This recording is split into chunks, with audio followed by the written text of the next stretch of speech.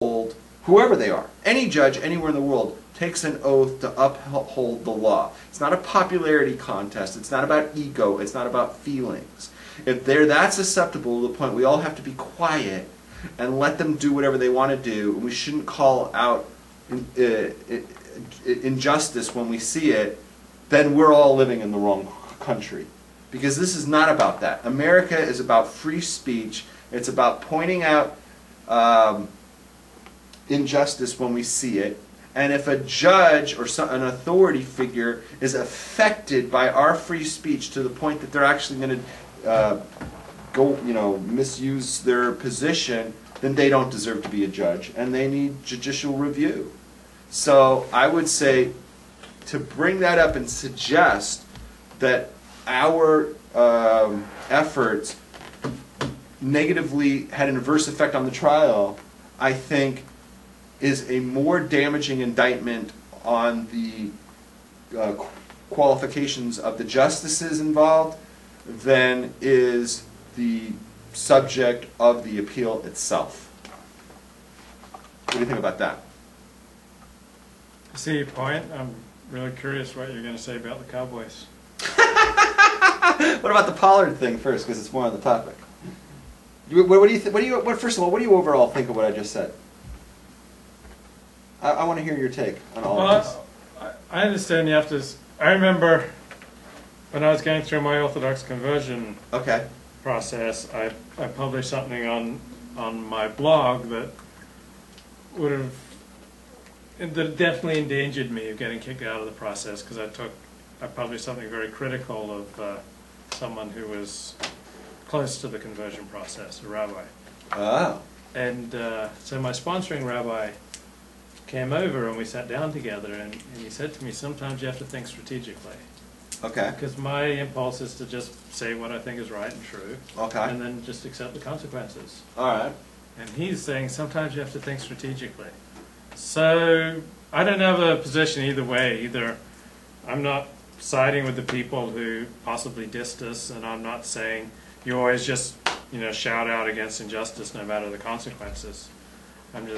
I'm neutral. I see both sides. Okay. All right. All right. Can we talk about the Pollard thing? Yes. All right. There was we spoke about Pollard a couple of weeks ago, and we basically were saying, his situation, he's been there for like 25 years in prison or something, serving a life sentence, and no president has pardoned him. And I saw an article, you probably saw it too because it was in the New York Times, I believe, that, maybe not, it was in the last week, that Obama is trying to get leverage, is using Pollard as a pawn to try to shore up his Jewish vote. He's trying to give the hint that if the Jews still all vote for him, because he's basically lost the Jewish vote. We talked about that, right? So now he's dangling Pollard in the balance, like, oh, you want me to, you guys, you know what I'm saying? Yeah. So like now Pollard's being used like a pawn, in this political game, that if the Jews all vote for Obama in next year, maybe as a gift, as payback, Pollard will get released like the next day. Yeah, I think that's way too Machiavellian. I don't think that's true. And I also don't agree that Obama's lost the Jewish vote, because most Jews are secular and leftist, and so they're still going to vote for Obama. So I think, like, the very least he could do, I would say, would be 65%. I don't see him getting anything less than 65%. I expect he'll probably get something closer to 75%. Okay, I think this is really directed at the Israeli vote. The identifying Jews. Right. The Jews who give a damn about being Jewish. Well, it was set down in Florida. Now, we got to give the background on Florida, okay? The state of Florida has become... Battleground state. It's become a battleground state, but it's also become the Israeli state. And what I'm saying by that is, I've seen it now so common that Israelis, a lot, and when I say a lot, I mean a lot, a substantial amount of Israelis who come to America go to Florida. And I've been told the reason is it reminds them of a lot. So they feel like, oh, this is, oh, this is paradise. So they move to Florida, and they still are, they're very conservative. And they can fly back to Israel much cheaper than if they're on the West Coast. There's that. But they're very conservative compared to American-born Jews on average, which is odd to me because they come from a socialist country. Yeah. So you'd think they'd be more liberal, right? And then with a more European influence. So you'd think they'd be more... but the thing where they're conservative is they don't pussyfoot when it comes to the enemies. Yeah. They're tough, they eat meat, they're willing to stand up and fight, and they don't like do this whole liberal thing.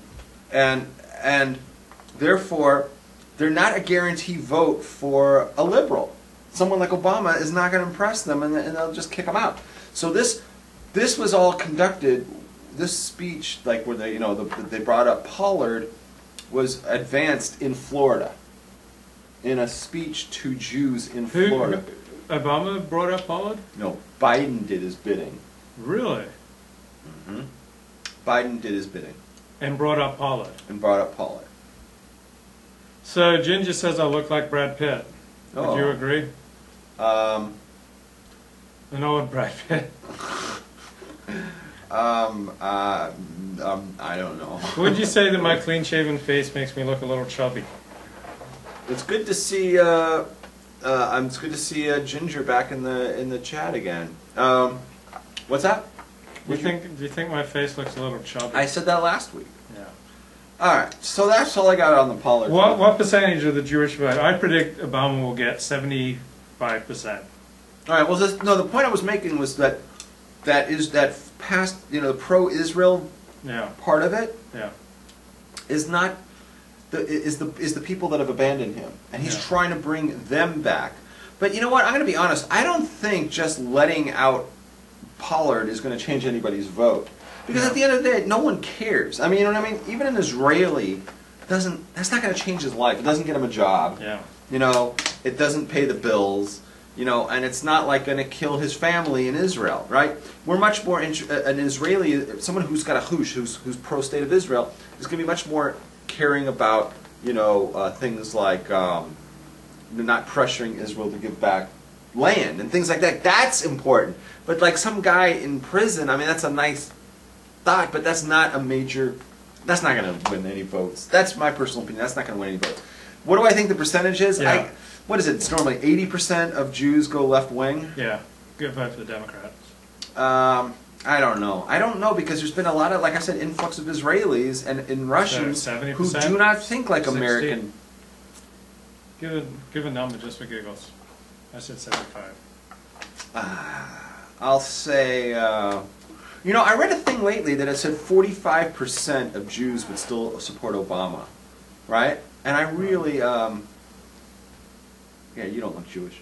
45% of Jews still support Obama, and my attitude is I think that those 45% are so brainwashed, are so I'm going to tell you like this: Obama could come over to their house, kick their dog, walk into the house, steal everybody's wallets, have sex with the wife, walk off with the flat screen TV, rape the wife, walk off, and they would still vote for the guy because they're like mesmerized, and he's the Democrat, and God forbid we should vote for a Republican. So those 45%, I don't know. I don't think you can budge them no matter what. I think a lot of Jews who are liberal are just not going to vote. I think that's how he's going to look. Because I don't see a liberal Jew ever voting for a Republican. They think it's like worse than, having sex with a leper. You know what I mean? It's like, to them, it's just like, ow! So, I just think they're not going to vote. Or they're going to vote third party. Can we see the game for just like 2 minutes? This is the game. This is the score. What? And then turn it back? The baseball game is going to like the 7th inning. This is like important. Will you really give a crap about the football game? Just for 60 seconds, just for giggles. What channel is it on? 252. 252. So Ginger. Oh, you've got a different setup. So let me just see the score. So Ginger wants me to explain my clean shave. I got a $444 bribe. It's 10-10, Okay. third quarter. Are you happy? I'm happy. You good? Yeah. Are you good? So I got my mother offered me $400